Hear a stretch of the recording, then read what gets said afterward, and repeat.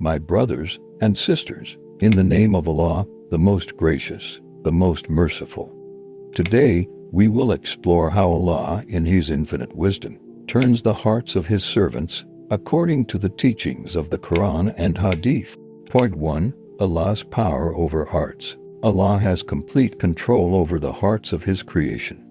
In Surah Al-Anfal, verse 24, Allah says, "O you who have believed, respond to Allah and to the Messenger when He calls you to that which gives you life.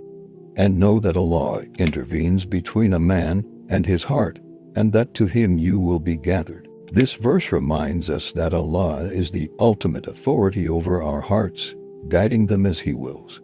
Point 2. Guidance and misguidance. Allah guides whom He wills and leaves astray whom He wills.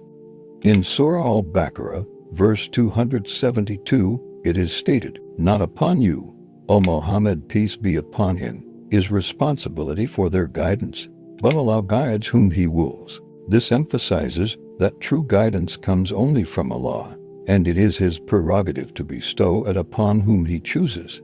Point 3. Sincerity and seeking guidance. One of the ways to ensure that our hearts remain guided is through sincerity in seeking Allah's guidance. The Prophet Muhammad, peace be upon him, taught us a beautiful supplication. Hadith, Sahih Muslim.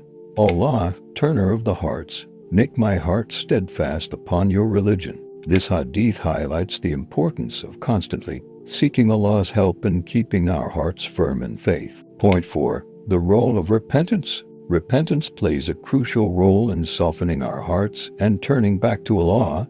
In Surah Ash-Shura, verse 25, Allah says, "And it is He who accepts repentance from His servants and pardons misdeeds, and He knows what you do."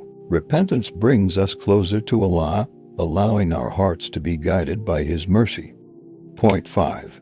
The influence of righteous company. The company we keep significantly impacts the state of our hearts. The Prophet Muhammad, peace be upon him, said, Hadith, Sahih Bukhari, "The example of a good companion and a bad companion is like that of the seller of musk and the blacksmith's bellows.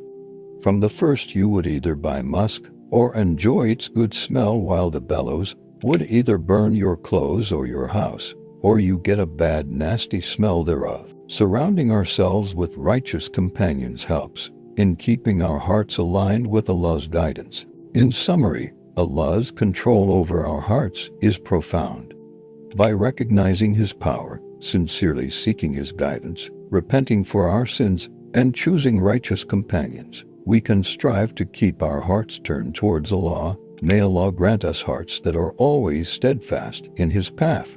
Ameen. O Allah, turn our hearts towards your obedience and keep us firm in your religion. Ameen. This message was brought to you by the teachings of the Quran and Hadith. May peace and blessings be upon you.